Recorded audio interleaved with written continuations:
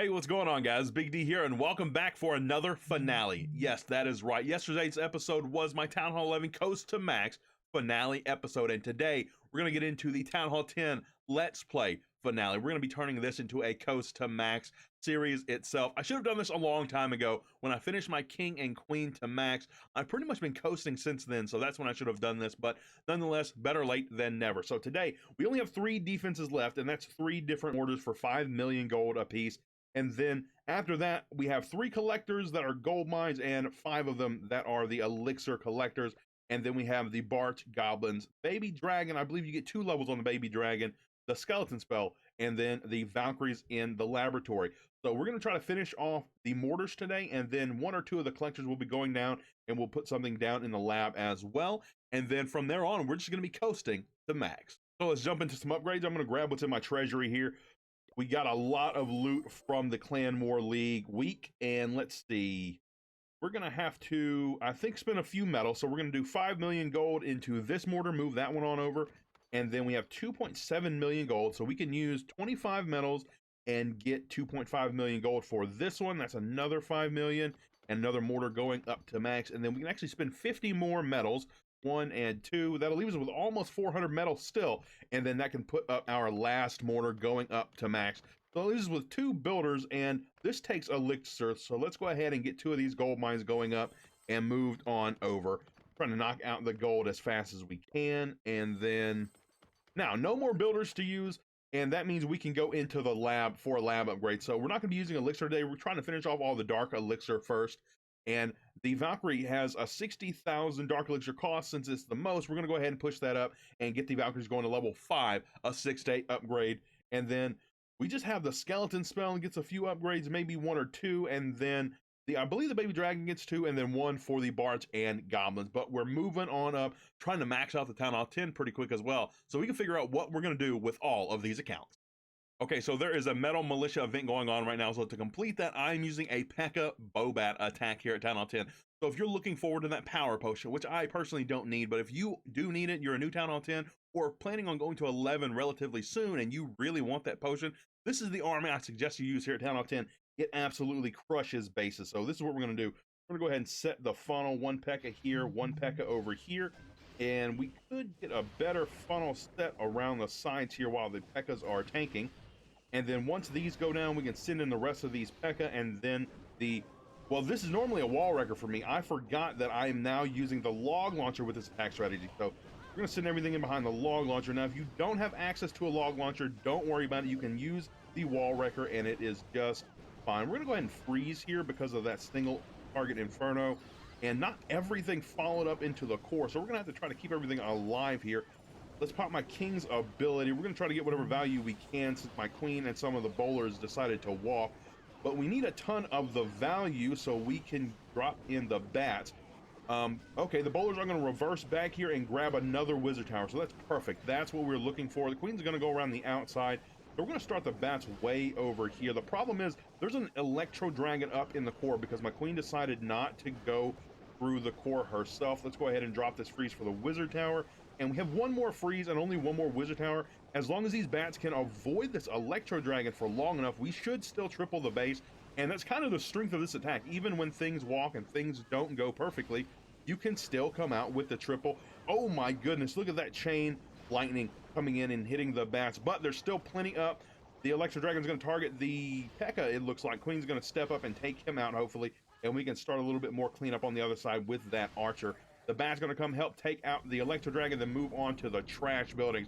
Only 1 P.E.K.K.A., 1 bowler, the Queen, and some bats left up, but that is all I need to take care of the rest of the base. Now, my funnel probably could have been a little bit better. Maybe I should have started my log launcher a little bit earlier as well, but as you can see, what did make it into the core crushed it. So that's all that matters. You just need to crush the core, take out as much splash damage as possible, and then the bats can clean up the rest of the base. I only had 2 freezes for the bat spells, but they still work their way through the base. Okay, a sort of ring base here. This one's going to give me a bit more of a challenge because the P.E.K.K.A. and bowlers are going to split off in probably 2 different directions, but I'm going to try to hit it anyway. So let's get a P.E.K.K.A. in there, a P.E.K.K.A. in there, and then they're going to work their way toward the center, and we can put in the rest of them here. Here we go, and then drop in the log launcher. We're going to send in some Cocoa Loons, And as soon as the wall is open, we'll start dropping heroes and bowlers.